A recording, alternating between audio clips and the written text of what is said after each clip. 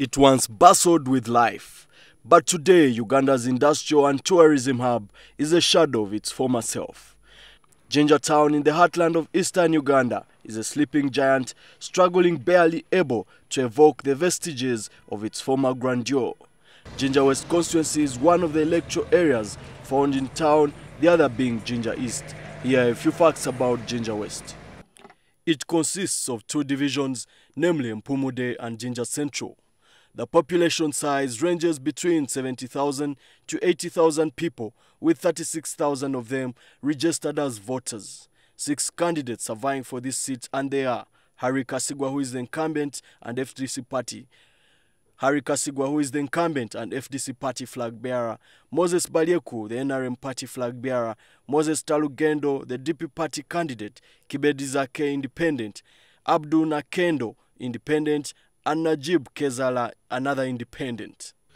While the commercial center of Jinja might signal a revival, a 5-minute drive outside town reveals the shabby outskirts of the Jinja West constituency. Poverty continues to thrive as despair is written on the faces of both the young and old in this suburb. The key economic activities bring local potent gin and anesthesia that is sold to the desperate. Others, particularly women, engage in piggery and fish farming. Our lifestyle is still backward. We haven't gotten anything in NADS. Our youths have studied but have no jobs. We women have our development projects, but we haven't been helped at all. The problem we have as the youth is we lack jobs and we are just seated. We need also an MP who can also fight for the families. So we need someone who can improve the education sector, the industrial sector, infrastructures like roads, even generally the town. In the town, brightly colored posters flaunt ostentatious images of rival candidates. As the region attempts to recover and scale the lofty heights, beneath lies the toxic politics and divergent views of which party can deliver the much-anticipated change in the Jinja West municipality. The contest for the Jinja West municipality seat is not only about wits and the dominant political ideology. This constituency hosts one of the most sought-after tourist destinations, the source of the Nile.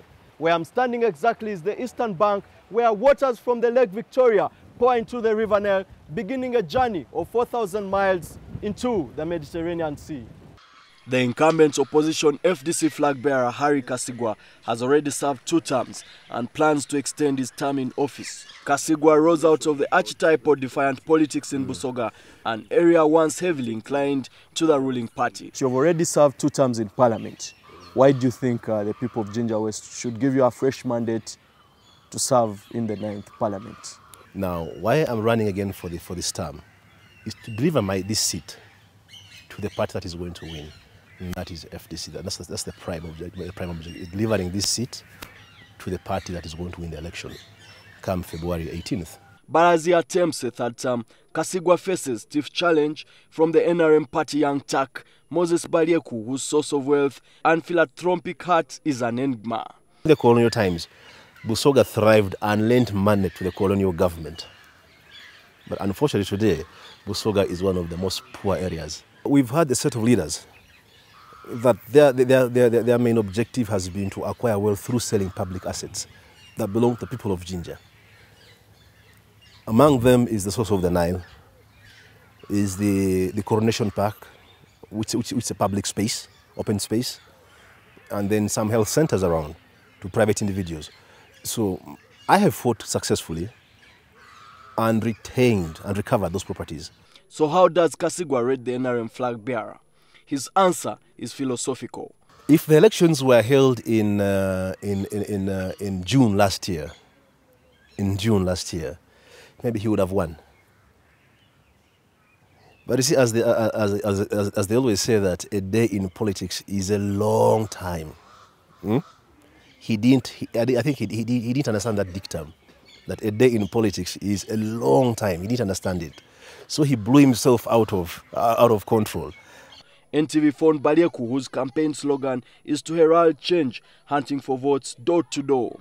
He said by the end of this month, he would have visited all homesteads in the constituency. We are encouraging the youth who have finished school, who have no jobs, to start projects, small-scale industries.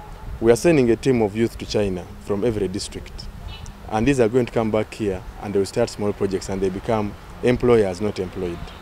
We are also looking at teachers, markets, nurses, to make circles whereby we can help these people get some money that they can put into their small businesses.